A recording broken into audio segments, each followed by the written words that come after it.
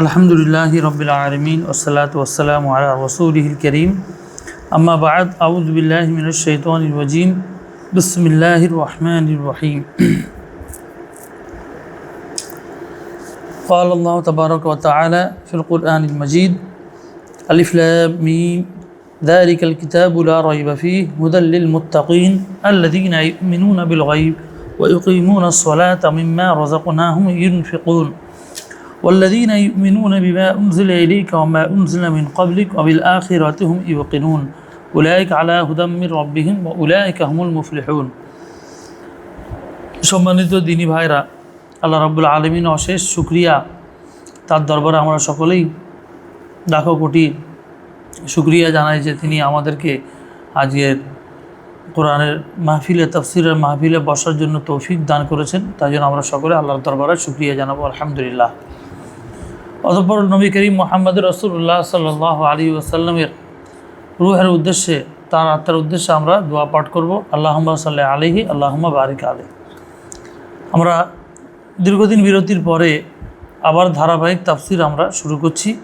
আজকের আমাদের সূরা ফাতিহা তাফসিরের পরে এরপরে আমাদের সূরা বাকারার তাফসির হবে ইনশাআল্লাহ। ধারাবাহিক যেহেতু আমাদের একটা সিলসিলা, একটা সিরিয়াল শুরু করেছিলাম যে কন্টিনিউ ধারাবাহিকভাবে চলবে, সুতরাং আজকে আমাদের সূরা ফাতিহার পরে সূরা বাকারা আজ থেকে শুরু করা হচ্ছে। পরে আমরা এই সূরা শুরু করতে যাচ্ছি। এখানে আল্লাহ রাব্বুল আলামিন বলছেন বিসমিল্লাহির রহমানির রহিম। শুরু করছি সেই আল্লাহর নামে যিনি পরম করুণাময়, অত্যন্ত দয়ালু।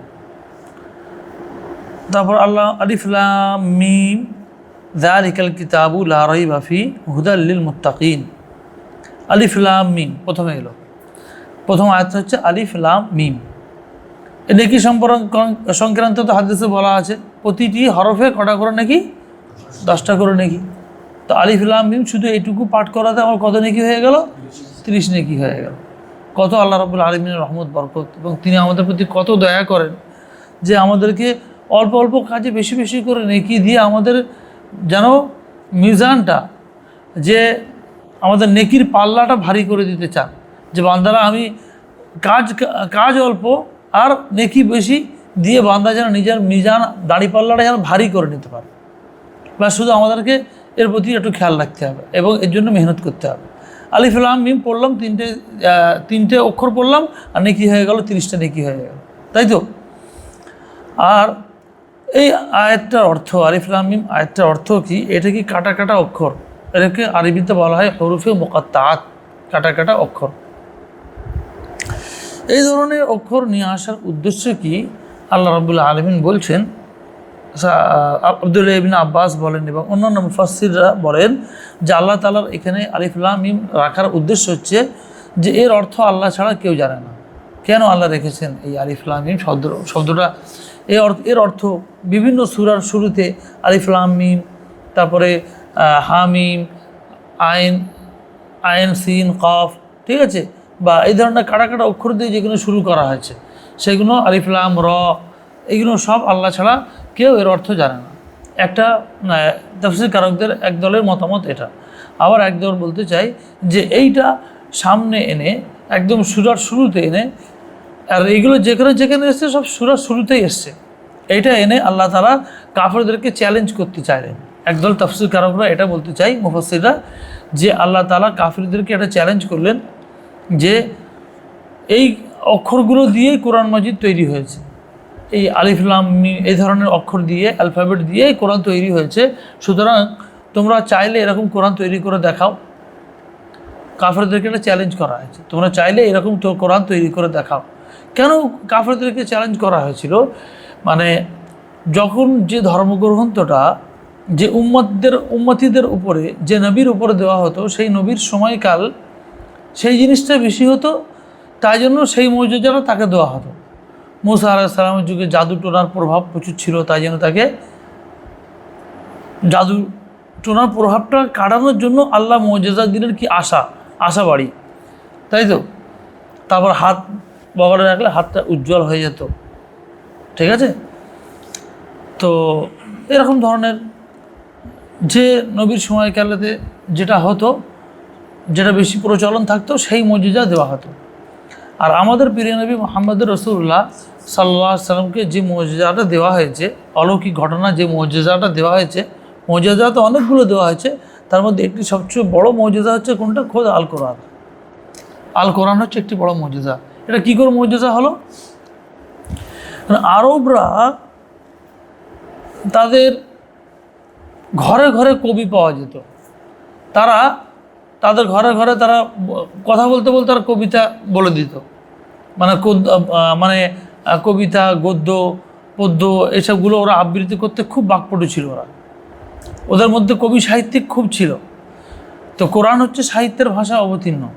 কোরআন হচ্ছে একটা সাহিত্য, একদিক থেকে তো বিরাট অলৌকিক ঘটনা, মৌজেজা, আর সাথে এইটি হচ্ছে এমন মৌজেজার ঘটনা যে আরবরা যারা নিজেদের ওপরে ফখর করতো, গর্ব করতো, প্রত্যেকেই যে আমি অনেক বড় কবি, আমি অনেক বড় সাহিত্যিক, আমার অনেক কবিতা মুখস্থ আছে এবং আমি ঘুরতে ফিরতে কবিতা বলতে পারি। তো আল্লাহ তাআলা তাদের মাঝে এই সাহিত্য চর্চার একটি গ্রন্থ দিয়ে দিলেন। এমন একটা গ্রন্থ দিলেন যে তারা অবাক হয়ে যাচ্ছে যে আমরা সাহিত্য চর্চাতে সর্বদা সবার আগে, সারা বিশ্ববাসীর আগে, আর আমাদের কাছে এমন একটা গ্রন্থ এলো যার মতো গ্রন্থ 2-4 লাইন আমরা করতে পারি না। তাই জন্য এটা মজেজা হয়ে গেল, বুঝলে তো? তো আরব এই কোরআনের আরও মর্মার্থ বুঝতে গেলে আরবি ভাষা শিখতে হবে। আরবি ভাষা শিখে এটাকে বিভিন্ন তাফসীরের মাধ্যমে উপলব্ধি করতে হবে। তাহলে বোঝা যাবে যে কত গুরুত্বপূর্ণ তথ্য আল্লাহ তাআলা অল্প জায়গার মধ্যে, অল্প বাক্যের মধ্যে কত কথা এর মধ্যে ঢুকিয়ে দিয়েছে। ঠিক আছে? তো এই দিক থেকে যে আল্লাহ তাআলা মক্কার মদিনার কাফের মুশরিক যারা ছিল তাদেরকে চ্যালেঞ্জ করে এই কোরআন অবতীর্ণ করা হয় যে যদি তোমরা পারো তো এরকম একটা কোরআন অবতীর্ণ করে দেখাও। আর এই শুরুতে যে আলিফ লাম মিম, এই অক্ষর কাটা কাটা অক্ষর দিয়েই তো তৈরি হয়েছে। নিয়ে আসো, তোমরা যে বলছো কোরআনটা মুহাম্মদ সাল্লাল্লাহু আলাইহি ওয়াসাল্লাম নিজে থেকে বানিয়ে নিয়েছে, তোমরা যে বলছো মুহাম্মদ সাল্লাল্লাহু আলাইহি ওয়াসাল্লাম জিন ভূতে আসার হয়েছে তাই জন্য সে এরকম ধরনের কথা বলছে, তাহলে ঠিক আছে তোমরা তাহলে এরকম 2-4টা আয়াত করে এনে দেখো। আল্লাহ তাআলা 3 জায়গায় এরকম চ্যালেঞ্জ দিয়েছে যে এটা এরকম তাহলে একটা গোটা কোরআন করে এনে দেখাও। তখন যখন তারা পারেনি তখন তাদেরকে আল্লাহ তাআলা চ্যালেঞ্জে ছোটো করে দিয়েছে। তো ঠিক আছে, একটা কোরআনের যেন সূরা আছে, যে কোনো একটা সূরার মতো একটা সূরা তৈরি করে এনে দেখাও। তাও তারা পারেনি, তখন আল্লাহ তাআলা তাদেরকে আরও চ্যালেঞ্জটা ছোটো করে দিল যে একটি আয়াত এরকম করে এনে দেখাও। তো যে কোরআনের মতো একটি আয়াত করে এনে দেখাও। যদি তোমরা এত কবি সাহিত্যিক হওয়ার দায়িত্ব করো, এত বেশি আদব চর্চা তোমরা করো, সাহিত্য চর্চা করো, নিজেদেরকে খুব আস্ফলন করো, তাহলে কোরআনের মতো একটি আয়াত নিজেই লিখে এনে দেখা। কিন্তু তারা কেউ পারেনি, সারা বিশ্ব সাক্ষী সেই যুগ থেকে। ঠিক আছে? তো আলিফ লাম মিম একটি কথা হলো যে এর অর্থ আল্লাহ ছাড়া কেউ জানে না। আরেকটি অর্থ হলো যে আল্লাহ তাআলা এটা শুরুতে এনেছে কাফেরদেরকে চ্যালেঞ্জ করার জন্য।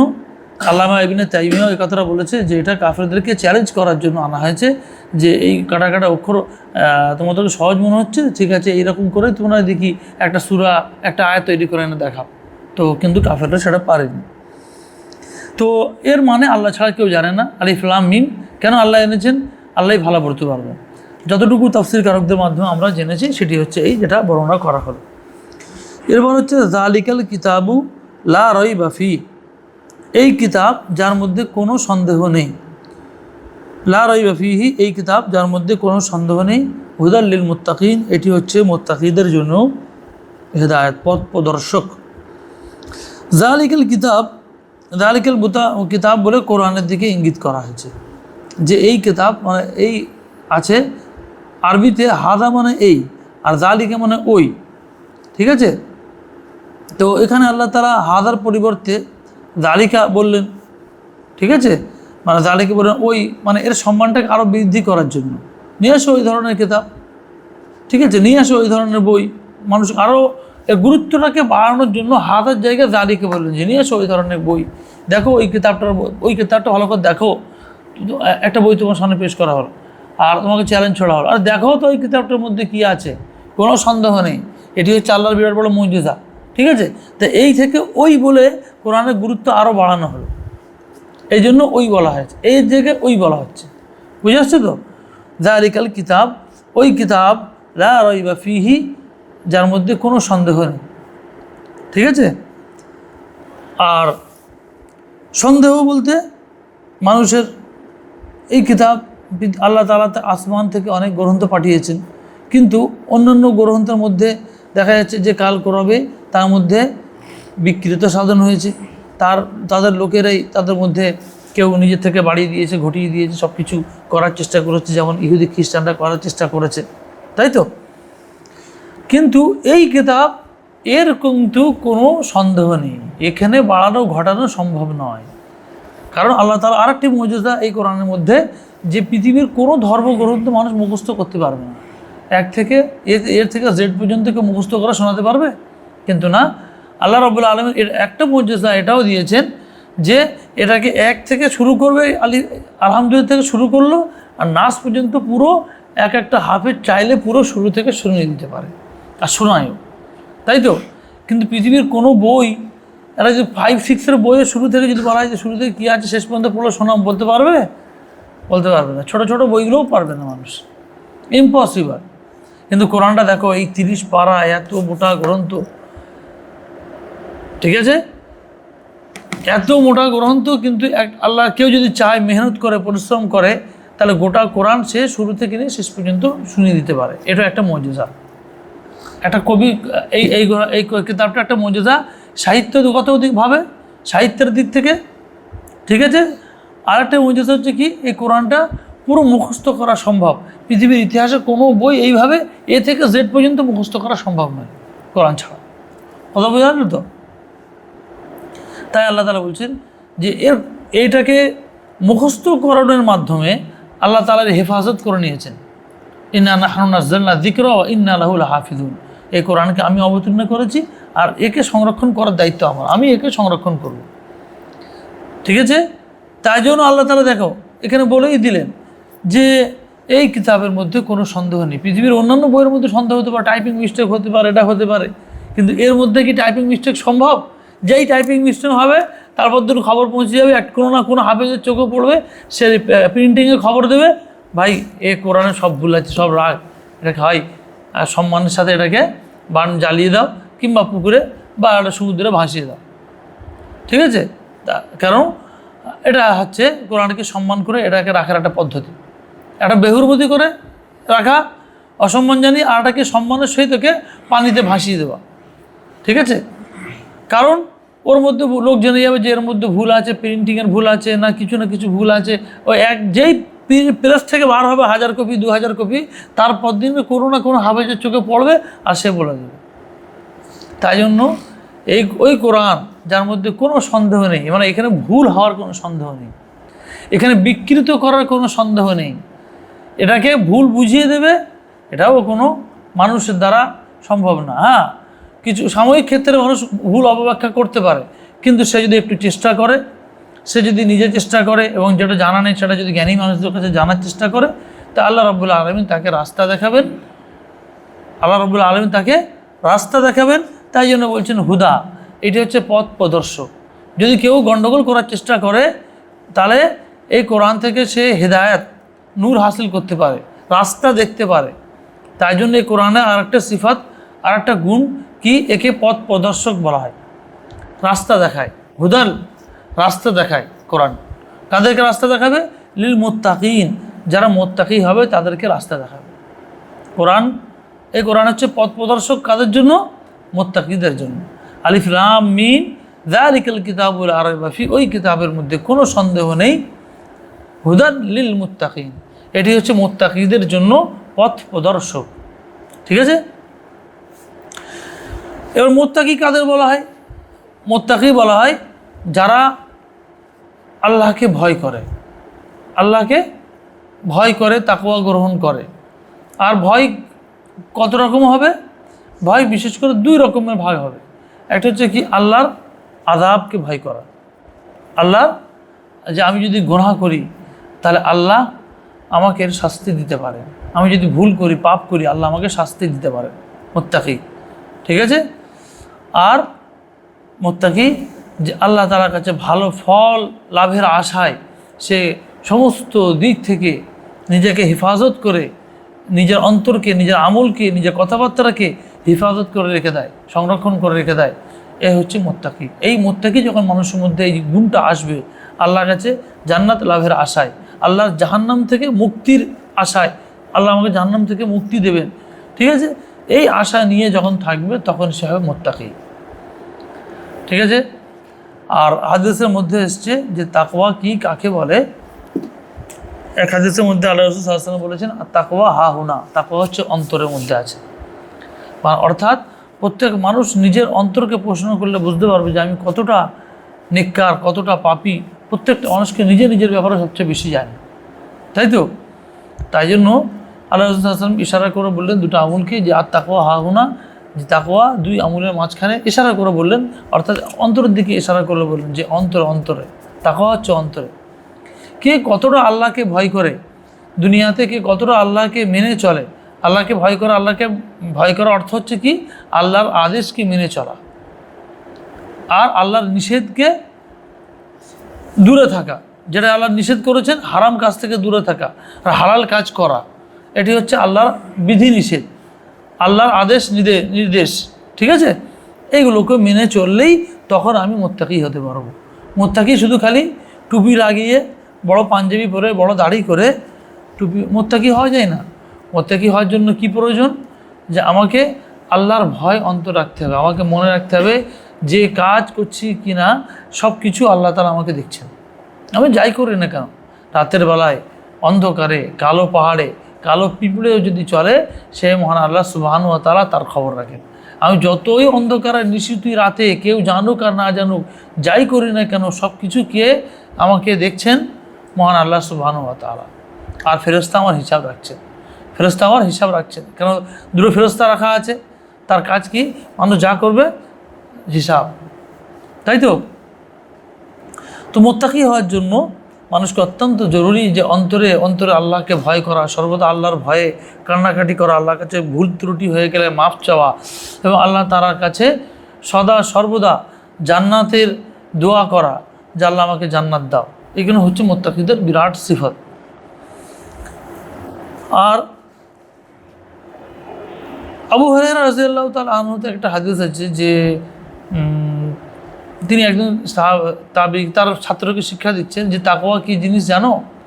তাকে বলছে যে তাকওয়া হচ্ছে, কী জিনিস বলেন, তখন বলছে যে তাকওয়াটা হচ্ছে যখন কোনো সময় তোমরা কাঁটাওয়ালা ময়দান দিয়ে গেছো, কি বলে কাঁটাওয়ালা ময়দান দিয়ে, বলে হ্যাঁ গেছি, বলে কী করো তখন তোমরা, বলে কাঁটাওয়ালা যদি গাছপালা থাকে তার মাঝখান দিয়ে যদি আমরা যাই, তাহলে আমরা কি করি, কাঁটা যেন না লাগে এরকম করে সাইড হয়ে যায়, এদিকে এটা তুলে নিই, লুঙ্গিটা তুলে নিই, বা আমার কাপড়টা সরিয়ে নিই, নিজের গাটা বাঁচিয়ে রাস্তায় দিয়ে যায়।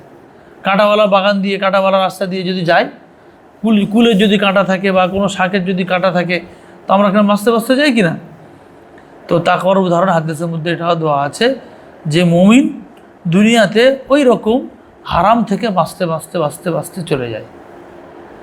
ঠিক আছে, দুনিয়াটা কিন্তু পুরো সুন্দরভাবে সাজিয়ে দেওয়া হয়েছে, দেখতে সুন্দর লাগবে, কিন্তু ইমানের পরীক্ষা হচ্ছে। কাঁটা যেমন গুনাহের কাঁটা গায়ে লাগতে পারে, তাই জন্য একটা মুমিন মুত্তাকি মানুষকে সদা সর্বদা বেঁচে চলতে হবে।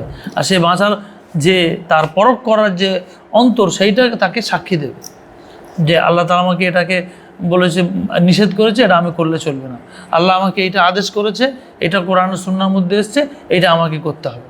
এইটাই হচ্ছে তাকওয়ার গ্রহণ করার সবচেয়ে বড় মাধ্যম। আল্লাহর বিধি নিষেধকে ফলো করা, মেনে চলা, এটাই হচ্ছে তাকওয়ার সবচেয়ে বড় দিক। তাই জন্য আমাদেরকে দুনিয়ার জীবন চলাফেরার মাধ্যমে আমাদেরকে সব সময় ঈমান বাঁচাতে হবে, মুত্তাকি হতে হবে। আর ঈমান বাঁচানোর লড়াইয়ের যে মিসালটা দেওয়া হয়েছে, যে সদা সর্বদা ঈমানকে বাঁচিয়ে ডান দিক বাঁ দিক থেকে একদম সোজা পথে, জান্নাতের পথে আমাদেরকে যেতে হবে, ঈমানকে বাঁচিয়ে নিয়ে। ঠিক আছে, তারপরে এটা গেল দ্বিতীয় আয়াত। এরপরে তৃতীয় আয়াত আসছে, আল্লাযীনা ইউমিনুনা বিল গায়বি ওয়া ইয়াকিমুনাস সালাতা ওয়া মিম্মা রাযাকনাহুম ইউনফিকুন। এটা হচ্ছে তৃতীয় আয়াত। আল্লাযীনা ইউমিনুনা বিল গায়বি, এবং মুত্তাকিদের এখানে সিফাত বর্ণনা করা হচ্ছে, গুণাবলী বর্ণনা করা হচ্ছে যে মুত্তাকি কারা।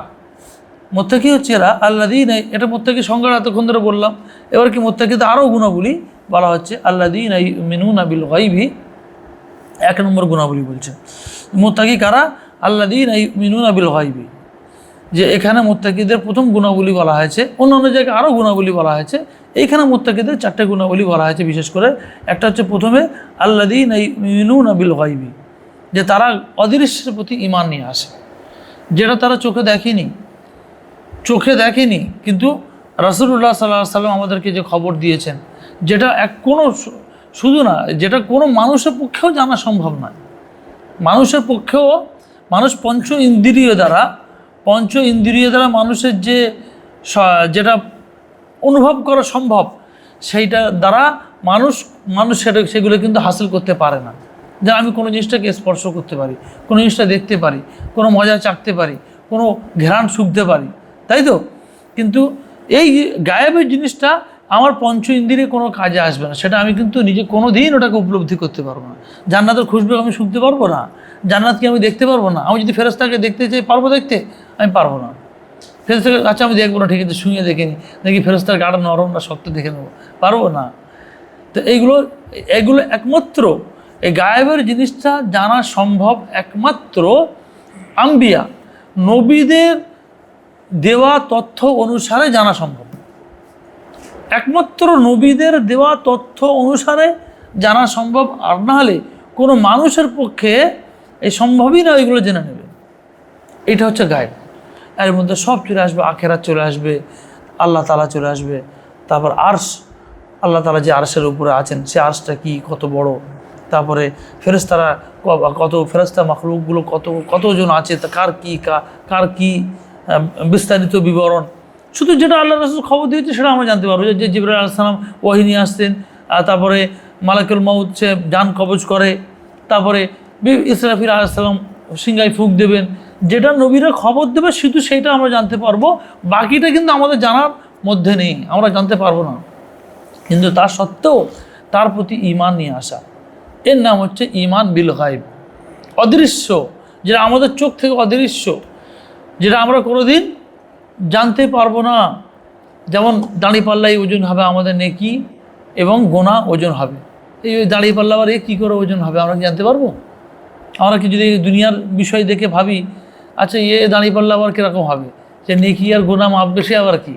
পুল সিরাত, যারা একটা সরু রাস্তা হবে, যে দুনিয়ার জীবনে ভালো আমল করে থাকবে, সে মানে চুলের থেকে মতো সাঁকো দিয়ে রাস্তা হবে, তার উপর দিয়ে পার হয়ে চলে যাবে, ইমানের জোরেতে পার হয়ে চলে যাবে।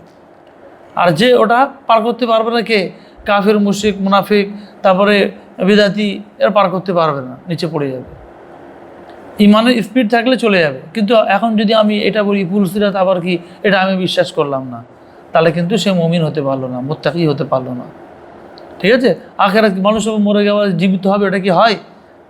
মানুষ যদি এই সন্দেহ হয়, তাহলে কিন্তু সে মুত্তাকি হতে পারলো না। এই জন্য মুত্তাকিদের প্রথম গুণাবলী, প্রথম যে গুণটা বর্ণনা করা হয়েছে সেটা কি? ঈমান বিল গায়ব। মুত্তাকিদের প্রথম গুণ কি? তারা গায়েবের প্রতি ঈমান রাখবে। তারা আল্লাহকে দেখেনি, কিন্তু তারা নবীর মুখে শুনেছে, নবীর হাদিস পড়েছে, তারপর থেকে আল্লাহর স্মরণে তারা কান্না করে, তার কাছে মাপ চায়, তার কাছে ইস্তিগফার করে। এটা হচ্ছে ঈমান বিল গায়ব। ঠিক আছে? তারপরে মুমিনদের দ্বিতীয় গুণ বলা হয়েছে, ওয়া ইউকিমুনাস সালাতা, আর নামাজ প্রতিষ্ঠা করে। নামাজ প্রতিষ্ঠা করার অর্থ হচ্ছে যে নামাজকে সুন্দরভাবে খুজুর সাথে, নামাজের যে হক, সে হক সহকারে নামাজকে আদায় করে। নামাজের হক কি? সুন্দরভাবে ওযু করা, তারপরে আল্লাহর ভয়ে ডরে আল্লাহর দরবারে দাঁড়ানোর মতো, ঠিক একদম সুন্দরভাবে দাঁড়ানো, যেন এটা যেন মনের মধ্যে ইয়াকিন থাকে যে আল্লাহ তাআলা আমাকে দেখছে, আমি না দেখতে পেলেও তিনি আমার ইবাদতটাকে দেখছেন, তাই তো? এই যে ভয় কে সামনে রেখে, এটাকে বলা খুশু মানে ভয় করা, আর খুজু মানে কি? নত হয়ে দাঁড়ানো, ভয় করে নত হয়ে আল্লাহর দরবারে দাঁড়ানো, যে আমি নামাজে দাঁড়িয়ে আছি মানে আল্লাহর সামনে আমি আছি, আল্লাহর কাছে আমি নত হয়ে আছি, অন্যদিকে আমার ধ্যানটা নিয়ে গেলে হবে না। এই ইকিমুনাস সালাত, ইকামাতুস সালাত বলতে এইগুলো বোঝায়। খুশু খুজুর সাথে নামাজকে ভালো অজু আগে করে নেওয়া, খুশু খুজুর সাথে দাঁড়ানো, তারপরে নামাজের যে ওয়াজিব যে ফরজ আছে, যেগুলো ফরজ সেগুলো ভালো করে পালন করা। কোনটা কোনটা ফরজ?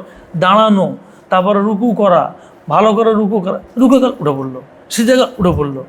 তাহলে কি হয়? ইকামাতুস সালাত, এই যে কোরআন মুত্তাকিদের যে দ্বিতীয় গুণ এখানে যেটা বলা হয়েছে, সে কিন্তু সেটা পূর্ণ করতে পারলো না। হয় না অনেকজন দেখুন এরকম নামাজ পড়তে গিয়েই ঝটকে উঠে পড়বে, ও ভালো করে সিজদাটাই করে না। তারপরে রুকু থেকে উঠে সোজা সলপট এরকম দাঁড়ানো, স্ট্রেট ভালো করে দাঁড়ানো। অনেকজন আছে কি রুকু থেকে চলে গেল, ভালো করে দাঁড়ালো, দোয়াই পড়লো না, তাই না? তো এগুলো কি নামাজের কোনটা ফরজ, কোনটা ওয়াজিব, কোনটা সুন্নাত, এই সবগুলো জানা, প্রথমে ইলম অর্জন করা, দিয়ে তারপরে সেটা আমল করা।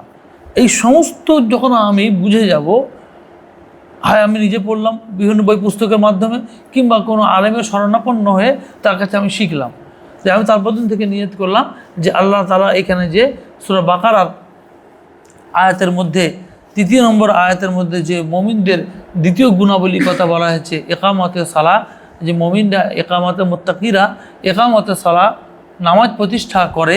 নামাজ প্রতিষ্ঠা বলতে যে সুন্দরভাবে নামাজকে খুশু খুশির সাথে আল্লাহর ভয় ডরে এবং আল্লাহকে সম্মুখে হাজির মনে করে, এবং নামাজের যে সুকুনের সাথে শান্তির সাথে সমস্ত ফরজ ওয়াজিব সুন্নতগুলো পালন করে আদায় করে।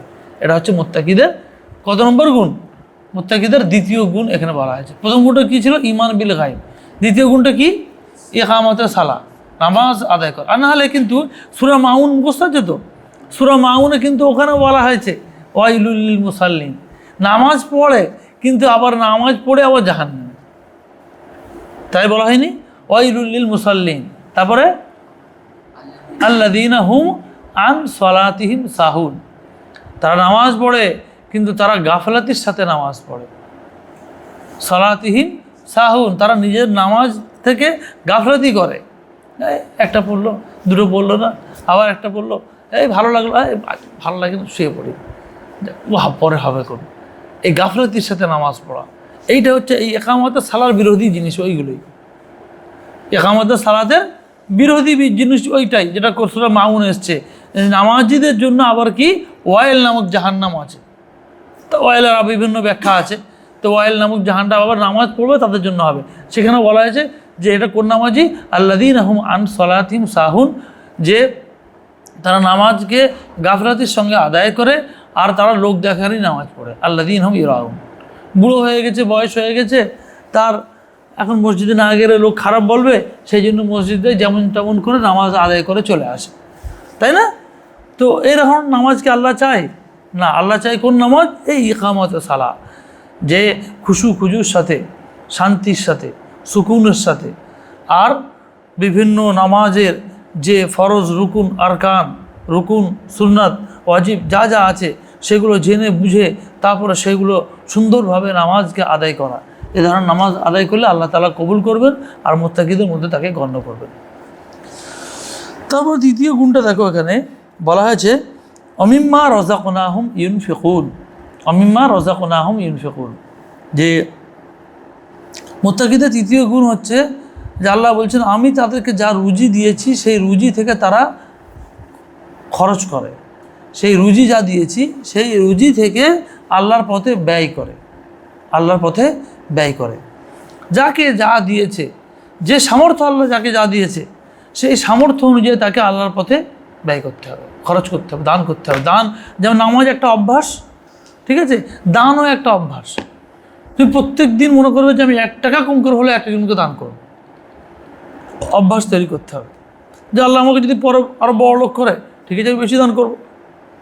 কিন্তু যেন মনে রাখতে হয় যে এই গুণটা যেন আমার মধ্যে থাকে, যে আমার দান করার, নামাজ আমি পড়ছি সব ঠিক আছে, সাথে আমাকে যেন কম করে সপ্তাহে আমি যদি ধরো 3000 টাকা সপ্তাহে পাই, বা 2000 টাকা, 1000 টাকা যদি সপ্তাহে পাই, আমি 50 টাকা আল্লাহর রাস্তায় দান করব, আমি 10 টাকা আল্লাহর রাস্তায় দান করব। যদি আমি ডেলি না পারি, কম করে আমি সপ্তাহে যেন এটা আমি নিয়ত করে নিই যে মসজিদে গিয়ে মসজিদে বিভিন্ন উন্নয়নমূলক কাজ হচ্ছে, করে দিলাম। তারপরে দেখা যাচ্ছে যে একটা মসজিদের সামনে একটা ভিখারি চাচ্ছে, তো ভিখারি দাও দাও তুমি দিয়ে দিলে তাকে, এটা জরুরি নয়, বরং তুমি এটা বেশি উত্তম হবে। কারণ আজকাল বেশিরভাগ ভিখারিরা সব কি স্বভাবই ফকির, একদম মসজিদের সামনে সব লাইন দিয়ে বসে আছে।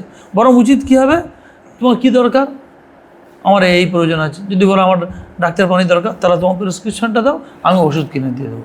এই সন্ত্রাসপুরেতে 20% ওষুধ দেয়, সবচেয়ে কম মনে হয় এখানেই দেয়, তাই না? প্রেসক্রিপশনটা নিলে আর নিজে ওষুধ কিনে তার হাতে দিয়ে দিলে। আচ্ছা খাবার দরকার, কী খাবার দরকার বলো, আমি 2 কিলো চাল কিনে দিচ্ছি, ডাল কিনে দিচ্ছি। তখন ওখানে কি স্বভাবই ফকির আর অরিজিনাল ফকির ধরা পড়ে যাবে। ঠিক আছে? তো এটা আমি মোটামুটি করার চেষ্টা করি, দেখি তোমার প্রেসক্রিপশনটা আমি ওষুধ কিনে দিচ্ছি। আমাদের এখানে একজন এসেছিলো এরকম, মা আর বেটি, দাও ওষুধ দাও কিনে এনে দিই, তো আমি সে ওইখান থেকে কিনে এনে দিলাম, তারপর আর আসেন। এই স্বভাবই বেশি। ঠিক আছে? তো উদ্দেশ্য কি, যে আমাকে এটা আমি মুত্তাকিদের এই সিফাতগুলো, এই গুণগুলো, ঈমান বিল গায়েব 1 নম্বর, 2 হচ্ছে কি ইকামত সালাহ, আমার নামাজটাকে ঠিকভাবে খুশুখুজুর কাছে পালন করতে হবে। সাথে আবার কি আল্লাহ তাআলা বলছেন অমিম্মা রাযাকনাহুম ইউনফিকুন, মুত্তাকিদের 3 নম্বর গুণ হচ্ছে কি আল্লাহ তাআলা যা তাকে রুজি রুটি দান করেছেন তার মধ্যে থেকে শাওয়াত দান করে। 1 টাকাটা কোনো বড় জিনিস না, কিন্তু 1 টাকাটা তিলে তিলে আবার কি এক একটা টোপা পানির, এক একটা টোপা দিয়ে পরবর্তীকালে সমুদ্র তৈরি হয়। তাই তো যখন পাহাড় থেকে এই পানিগুলো পড়ে, আমরা তো ভূগোলের বইতে পড়েছি, তাই না? পাহাড় থেকে গলে গলে গলে পানিগুলো পড়ে নদীতে আসে, সেই নদীর পানি গিয়ে গিয়ে কোথায় যায়, সমুদ্রে। তাহলে 1 টোপা পানি পড়ে পড়ে আবার সেটা সমুদ্র তৈরি হয়। তাই তো আল্লাহ তাআলা যদি দান করতে থাকে মানুষ, তা আল্লাহ কিয়ামতের দিনে আল্লাহ তাআলা সে তার দানটাকে লালন করতে করতে করতে করতে আর বিশাল আকৃতিতে তাকে ছায়া করতে থাকবে সেই দান। একটু আগে কি সূরা বাকারা আর সূরা আল ইমরানের কথা বলা হয়েছে, 2টা ছায়া করবে, আর দানের ক্ষেত্রে বলা হয়েছে কোনো কোনো দান তাকে ছায়া করবে। সুতরাং আমাকে দানের অভ্যাসটাও রাখতে হবে, এটা একটা অভ্যাস, বিশাল অভ্যাসের ব্যাপার। আর অভ্যাস না থাকলে 1000 পয়সা এসে গেলেও মন থেকে পয়সা বেরোবে না, টাকা বেরোবে না। ছোট্ট থেকে অভ্যাস করে রাখতে হবে। নিজে বাচ্চা কাচ্চাদের মসজিদে যদি নিজে বাচ্চা কাচ্চাদের নিয়ে যাওয়া হয়, সাথে বাচ্চা কাচ্চাদের হাতে দিতে হয়, বাবু এই 5 টাকাটা টেনে দিয়ে দাও, এই 5 টাকাটা ওনাকে দিয়ে দাও। এগুলো ছোট্টবেলা থেকে বাচ্চাদেরকে অভ্যাস করা, তার নিজেও অভ্যাস করতে হয়। আর রাসূল সাল্লাল্লাহু আলাইহি ওয়াসাল্লামের একটা মহৎ গুণ ছিল কি, যে তিনি সদা সর্বদা লোকেদেরকে সাহায্য করতেন, লোকেদেরকে সাহায্য করতেন, চাই কোনো অর্থ দিয়ে হোক। যদি তার কাছে কোনো সাহাবীরা কিছু পাঠালেন, তিনি সঙ্গে সঙ্গে দান করে দিলেন। তখনকার যুগে তো অর্থ ছিল না, মানে ক্যাশ টাকা ওইগুলো হতো না। তখন কি কেউ কিছু হাদিয়া পাঠালো, খেজুর পাঠালো, কিছু খাবার দাবার পাঠালো, সঙ্গে সঙ্গে তিনি দিয়ে দিলেন। কত এরকম হাদিসের উদাহরণ আছে, তাই না? এগুলো হচ্ছে কি দান, দানের মিসাল, দানের বেমিসাল হচ্ছে কি আমাদের নবী মুহাম্মদ রাসূলুল্লাহ সাল্লাল্লাহু আলাইহি ওয়াসাল্লাম। তো এখানে আরেকটা জিনিস বলি, একটা হাদিস আছে খুব ইম্পর্টেন্ট, কালকে মাদ্রাসায় পড়াচ্ছিলাম, যে মিশকাতের একটা হাদিস আছে, খুবই ইন্টারেস্টিং হাদিস এটা। ঠিক আছে? আবু হুরায়রা থেকে বর্ণিত, তিনি বলছেন ইন্না ফুকারাইল মুহাজিরিনা আতাউ রাসূলুল্লাহ সাল্লাল্লাহু আলাইহি ওয়াসাল্লাম, যে গরিব মুহাজিররা একবার রাসূলুল্লাহ সাল্লাল্লাহু আলাইহি ওয়াসাল্লামের কাছে আসে আর এসে বলে ফাকালু ক্বাদ যাহাবা আহলুদ দুসুরি বিদ দারাজাতিল উলা ওয়ান নাঈমুল মুকিম, যে বড় লোকেরা অনেক বড় বড় স্থান পেয়ে গিয়েছে আর সুন্দর জায়গা পেয়ে গিয়েছে, নিয়ামত ভরা তাদের স্থানও হবে আর তাদের বড় বড় পদও হবে বড় লোকেদের। কে বলছে? গরিব মুহাজিররা এসে বলছে আল্লাহ রাসূলের কাছে যে হুজুর এরকম যদি বড় লোক যারা আছে তারা তো বড় বড় পদও নিয়ে নিচ্ছে, ভালো জায়গাও সব নিয়ে নিচ্ছে, কেন কি বলছে ইসাল্লুনা অমাযাকা, অমাযাকা। আল্লাহ রাসূল জিজ্ঞেস করছেন যে অমাযাকা, বা কেন কি হলো? আল্লাহ রাসূল জিজ্ঞেস করছেন কেন কি হলো, কেন তোমরা এই কথাটা বলছো? তো বলছেন ক্বালু ইসাল্লুনা কামা নুসাল্লি, যে আল্লাহ রাসূল তারা নামাজ পড়ে আর আমরাও নামাজ পড়ি, ওয়া ইয়াসুমুনা কামা নাসুম, আর তারা রোজা রাখে আমরাও রোজা রাখি, তাই এগুলো সব বরাবর ইকুয়াল হচ্ছে। আচ্ছা, তারপরে ওয়া ইয়াতাসাদ্দাকুনা ওয়া লা নাতাসাদ্দাক, কিন্তু যেই জায়গাটা আমরা হেরে যাচ্ছি সেটা কি, তারা সদকা করতে পারে, দান করতে পারে, আর আমরা দান করতে পারি না। তারপরে ওয়া ইয়াতাকুনা ওয়া লা নাআতিক, আর তারা গোলাম আজাদ করতে পারে, দাসকৃত দাস দাসী আজাদ করতে পারে, তাদের কাছে পয়সা আছে, কারণ দাস আজাদ করা অনেক বড় ফজিলত, তারা সেগুলো টাকা আছে বলে দিদার মাল খরচা করে সেগুলো হাসিল করে নিচ্ছে। আমরা সেটা করতে পারি না, বলা না আতিকু, আমরা সেটা করতে পারি না। ঠিক আছে,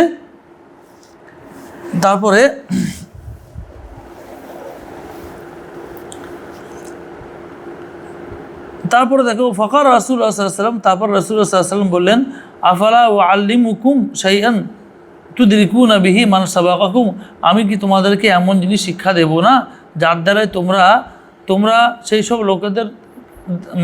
সব লোকেদের বরাবর পৌঁছে যাবে যারা তোমাদের আগে চলে গিয়েছে।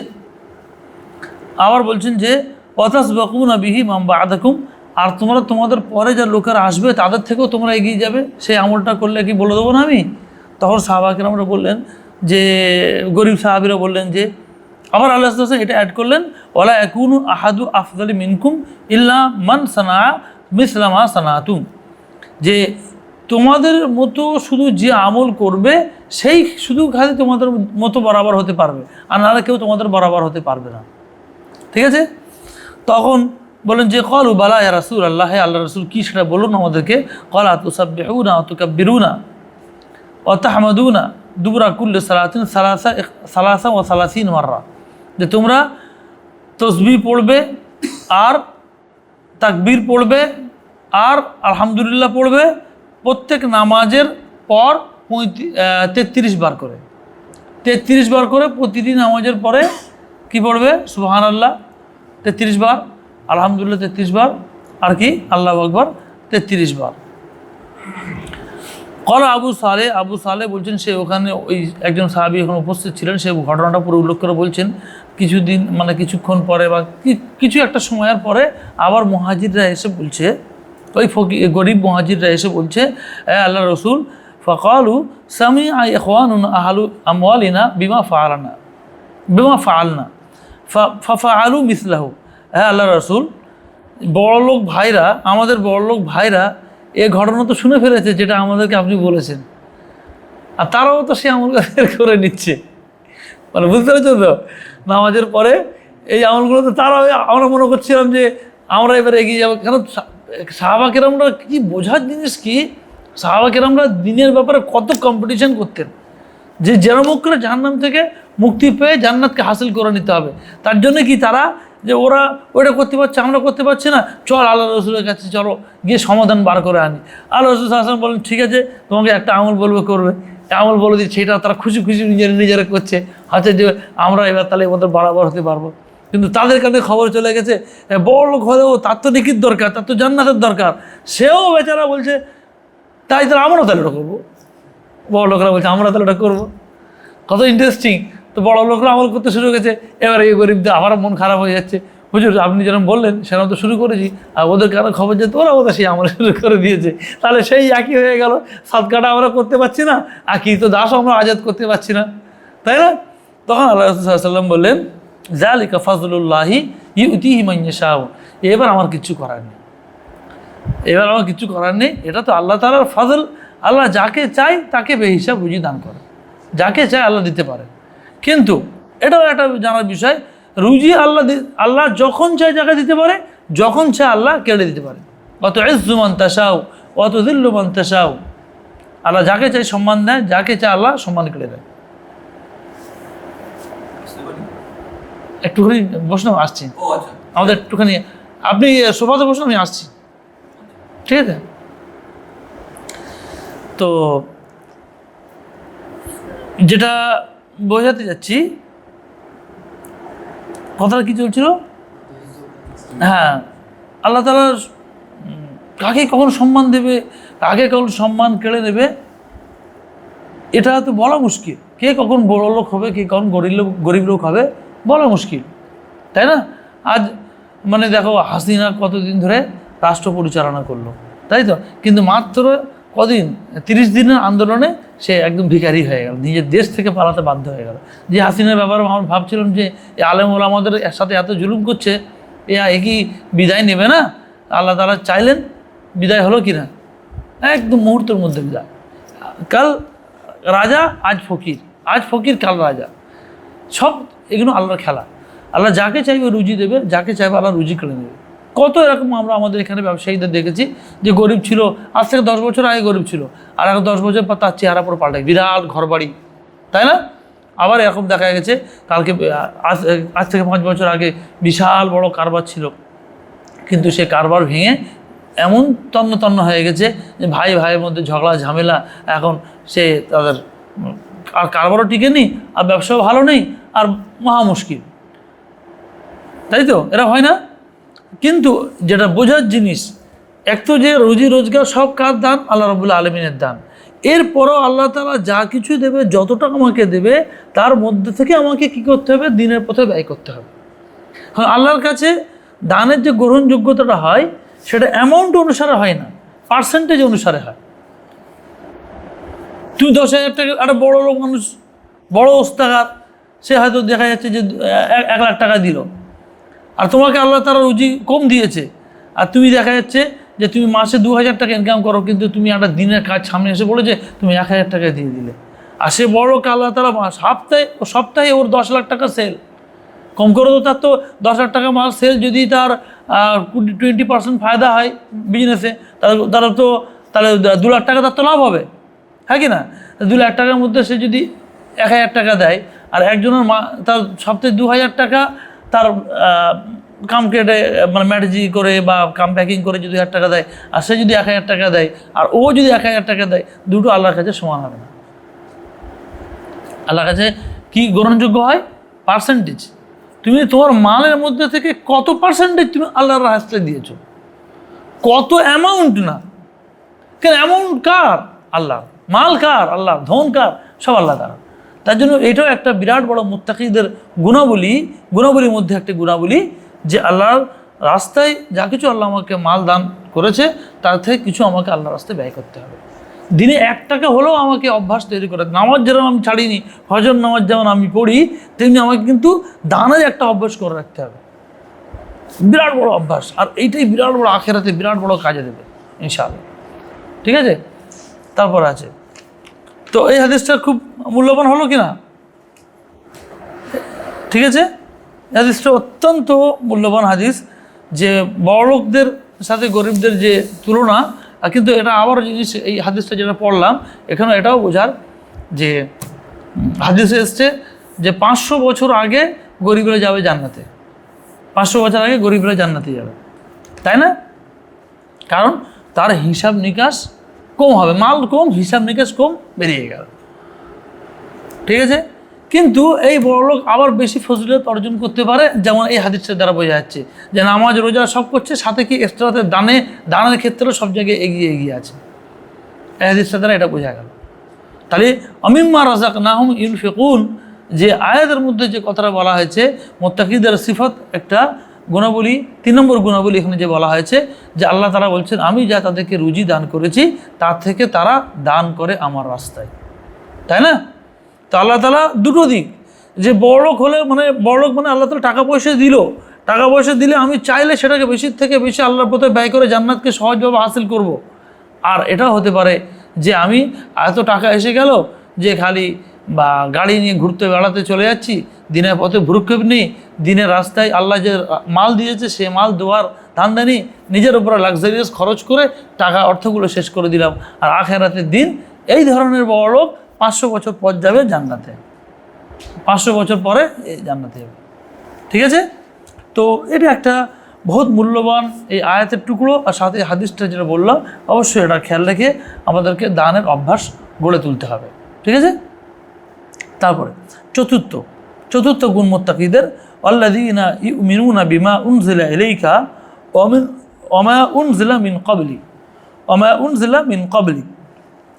মুমিনরা যারা মুত্তাকি, তাদের এখানে চতুর্থ গুণাবলী বলা হয়েছে, যে তারা আপনার উপরে যা কিছু অবতীর্ণ করা হয়েছে, হে নবী, আপনার উপরে যা কিছু অবতীর্ণ করা হয়েছে সেইটার প্রতি তারা ঈমান নিয়ে আসবে। অর্থাৎ মুহাম্মদ সাল্লাল্লাহু আলাইহি ওয়াসাল্লামের উপরে যা কিছু অবতীর্ণ করা হয়েছে, নবী সাল্লাল্লাহু আলাইহি ওয়াসাল্লাম যেভাবে আমাদেরকে ব্যাখ্যা দিয়েছেন, সেই ব্যাখ্যাটাকে, কোরআনের সেই আয়াতটাকে, নবী সাল্লাল্লাহু আলাইহি ওয়াসাল্লাম ব্যাখ্যাটাকে নিজের মতো করে ব্যাখ্যা না করে আমাদেরকে সেইটা হুবাহু গ্রহণ করা, সেটাকে হুবাহু আমল করা। যেটা আমাদের সুবিধা হলো সেটা নেব, আর যেটা সুবিধা হবে না সেটা নেব না। এটা হচ্ছে মুমিনদের মুত্তাকিদের সিফত নয়। মুত্তাকিদের সিফত কি? যা হে নবী আপনার উপরে যা কিছু অবতীর্ণ করা হয়েছে তার প্রতি তারা ঈমান নিয়ে আসে, ঈমান রাখে। ঈমান রাখে অর্থ হচ্ছে মনে বিশ্বাস রাখার পরে সেটার উপরে আমল শুরু করে দেয়। ঠিক আছে? তো অনেক হয় না, নিজের সুবিধা মতো হাদিসটাকে নিল আর হাদিসটাকে নিজের সুবিধা মতো ছেড়ে দিল। কোরআনে কোনো আয়াতটা নিজের সুবিধা মতো হলো সেটাকে নিল, আর কোরআনে কোনো আয়াতটা সুবিধা মতো নয় সেটাকে ছেড়ে দিল। নিজের ভালো লাগছে না, নিজের ভারী লাগছে ছেড়ে দিল, এটা নয়। বরং পুরো আমাদেরকে খেয়াল রাখতে হবে যে আল্লাযীনা ইউমিনুনা বিমা উনজিলা ইলাইকা, হে নবী আপনার উপরে যা কিছু অবতীর্ণ হয় শরীয়ত সম্পর্কিত বিষয় সেটার প্রতি পূর্ণাঙ্গ ঈমান রাখে। আর তারপরে ওমা উনজিলা মিন ক্বাবলিক, আর এর পূর্বে যতগুলো গ্রন্থ নাজিল হয়েছে সবার প্রতি ঈমান রাখে। অর্থাৎ একটা মুমিন, একটা মুত্তাকি মানুষের জন্য অত্যন্ত জরুরি যা কিছু মুহাম্মদ সাল্লাল্লাহু আলাইহি ওয়াসাল্লামের উপরে অবতীর্ণ করা হয়েছে আর পূর্বেকার যতগুলো আসমানি গ্রন্থ আছে সবটার প্রতি ঈমান নিয়ে রাখা, ঈমান নিয়ে আসা, এটা অত্যন্ত জরুরি গুণ। ঠিক আছে? তাহলে এখানে মুত্তাকিদের 4 নম্বর হলো, আর একটা বাকি আছে, পাঁচটা গুণ। অবিল আখিরাতে হুম ইউকিনুন, আর আখিরাতের প্রতি তারা বিশ্বাস রাখে। মুত্তাকি যে হবে সে আখিরাতকে সদা সর্বদা তার স্মরণে রাখবে, সদা সর্বদা সে মাথায় রাখবে যে না, আমাকে আখিরাতে হিসাব দিতে হবে। কোনো মানুষের সাথে না হক কাজ করি, কোনো যদি খারাপ কথাবার্তা বলি, বা কোনো ক্ষেত্রে যদি আমি কৃপণতা করি, আল্লাহর পথে যদি আমি সঠিকভাবে দিনের কাজে আমি সহযোগিতা করলাম না, তাহলে আমাকে কিন্তু আখিরাতে আমার প্রতিটা জিনিস হিসাব দিতে হবে। এই হিসাবকে সামনে রাখলে একজন মুত্তাকি অটোমেটিক, যা আখিরাতের হিসাবটা যদি সে সামনে রাখে তো অটোমেটিক তার মন গলে যাবে, তার মন নরম হয়ে যাবে, আর সে অটোমেটিক আল্লাহর রাস্তায় আল্লাহকে ভয় করে এবার দুনিয়াদারিটা করতে থাকবে। আর আমাদের একটা মুমিনের জন্য এটা অত্যন্ত জরুরি যে সে আখিরাতকে সামনে রেখে দুনিয়াতে প্রস্তুতি নেবে, আখিরাতকে সামনে রেখে দুনিয়াতে প্রস্তুতি নেবে। এটাই হচ্ছে একটা মুমিনের কাজ। সূরা মুলকে এই কথাটাই বলেছে, আল্লাযী খালাকাল মাউতা ওয়াল হায়াতা লিয়াবলুয়াকুম আইয়ুকুম আহসানু আমালা। আল্লাহ তাআলা জীবন মৃত্যুকে সৃষ্টি করেছে যাতে আল্লাহ তাআলা দেখতে চান, পরীক্ষা নিতে চান যে তোমাদের মধ্যে আমলগত দিক থেকে কে সবচেয়ে ভালো। কারণ এবার এর প্রতিদানটা কবে দেবে? এই আখিরাতে দেবে। তাহলে আমাদেরকে দুনিয়াটা কি আমাদের প্রস্তুতি নেওয়ার জায়গা, প্রস্তুতি নিয়ে আখিরাতকে আমি যখন সামনে রাখবো তাহলে অটোমেটিক আমার ঈমান মজবুত হবে। আমার সব কাজে আমাকে আল্লাহর ভয়, আল্লাহ তাকওয়া, আল্লাহর প্রতি ঈমান, রাসূলের প্রতি ঈমান, সমস্ত জিনিস আমার সামনে থাকবে, তখন আমি অটোমেটিক মুত্তাকি হয়ে যাব। এই গুণাবলী বর্ণনা করা টোটাল তাহলে কটা গুণ হলো? 5টা গুণ হলো মুত্তাকিদের, তাই তো? যে আল্লাহ তাআলা বলছেন যে এই কিতাবের মধ্যে কোনো সন্দেহ নেই, আর বিশেষ করে এই কিতাবটা হচ্ছে মুত্তাকিদের জন্য হেদায়েত। আর মুত্তাকি কারা? গুণাবলী কি বলো? ঈমান বিল গায়ব। প্রথমটা কি হচ্ছে? ঈমান বিল গায়ব, গায়েবের প্রতি ঈমান নিয়ে আসা, যেগুলো আমরা দেখতে পাচ্ছি না, যেটা আমরা জীবনেও আমরা সেটাকে হাসিল করতে পারবো না। শুধুমাত্র এইটা গায়েবের খবর জানার জন্য কার উপর নির্ভর? আম্বিয়া, নবীরা যে খবর আমাদেরকে দিয়েছেন সেইটা জানা ছাড়া আমাদের বাবার সাধ্য নেই ওই গায়েবের খবরগুলো আমরা জানতে পারবো। আল্লাহ তাআলা আরশ, কুরসি, তারপরে ফেরেশতাদের আগমন, যাওয়া আসা, তারপর আখিরাতে পুলসিরাত, মিজান, হাসানাত, আখিরাত, ঠিক আছে, জান্নাত, জাহান্নাম, এগুলোকে আমরা নবীরা যা বিবরণ দিয়েছে সেইটা ছাড়া কোনো মানুষের বাবার সাধ্য নেই ওইগুলো জেনে নেবে। এইটাই হচ্ছে ঈমান বিল গায়ব। আর এইটাই আমরা নবীদের কাছ থেকে শুনেছি, হাদিসের মধ্যে এসছে, আমরা তার প্রতি ঈমান রেখে আমাদেরকে দুনিয়াদারি করতে হচ্ছে। প্রথম কাজ হচ্ছে কি? ঈমান বিল গায়ব। দ্বিতীয় কাজ কি? ইকামাতে সালাহ, নামাজকে প্রতিষ্ঠা করা। নামাজকে প্রতিষ্ঠা করার অর্থ কি? নামাজকে সম্পূর্ণ আল্লাহ তাআলাকে সামনে উপস্থিত মনে করে যে আল্লাহ আমাকে দেখছে, আল্লাহ আমার সামনে আছে, আমাকে দেখছে, আল্লাহকে খুশু আল্লাহকে ভয় করে আল্লাহর কাছে নত হয়ে নামাজের সম্পূর্ণ যে রুকন আর কান আছে, তারপরে সুন্নাত আছে, ওয়াজিব আছে, এই সমস্তগুলোকে খেয়াল রেখে নামাজ আদায় করার অর্থ হচ্ছে কি? ইকামাতে সালাহ। দ্বিতীয় গুণ মুত্তাকিদের। তৃতীয় গুণ কি মুত্তাকিদের? মিম্মা রাযাকনাহুম ইউনফিকুন। তাই তো? মুত্তাকিদের তৃতীয় গুণ হচ্ছে আল্লাহ তাআলা তাকে যাই কিছু না রুজি রুটি দান করেছেন, যাই আল্লাহ তাকে অর্থ দান করেছেন, তার মধ্যে থেকেও কিছু না কিছু আল্লাহর পথে দান করে। সাহাবা কেরামদের জীবনী কত বড় জীবনী, যে একবারও তার খাওয়া হচ্ছে না, একজন ভিখারি এসে গেল, আচ্ছা ঠিক আছে তুমি খেয়ে না, আমি পরে খাবো। আমাদের তো সেই অবস্থা নেই, কিন্তু তা সত্ত্বেও আমরা কি 10 টাকা দিতে কৃপণতা করি না? এই কৃপণতা থেকে মুক্তি পাওয়ার জন্য আল্লাহ তাআলা এটা আদেশ করেছেন, অমিম্মা রাযাকনাহুম ইউনফিকুন। মুত্তাকিদের 3 নম্বর গুণাবলীর মধ্যে বলেছেন যে মুত্তাকিরা হবে যা আল্লাহ আমি তাকে রুজি দিয়েছি, আমার দেওয়া রুজি থেকে তারা খরচ করবে। ঠিক আছে, তারপরে চতুর্থ গুণ কি বলা হয়েছে? বিমা উনজিলা ইলাইকা ওমা উনজিলা মিন ক্বাবলিক। মুমিনদের ক নম্বর গুণ? 4 নম্বর গুণ হচ্ছে যে আপনার প্রতি যা কিছু অবতীর্ণ করা হয়েছে, নাজিল করা হয়েছে, মানে কোরআনকে, কোরআনের বিধিনিষেধ, আর তারপরে কোরআনের ব্যাখ্যা, যেটা নবী সাল্লাল্লাহু আলাইহি ওয়াসাল্লাম হাদিস সুন্নাত বলা হয়, এই সুন্নাতের প্রতি তারা ঈমান নিয়ে আসবে, কোরআন ও সুন্নাতের প্রতি তারা ঈমান নিয়ে আসবে।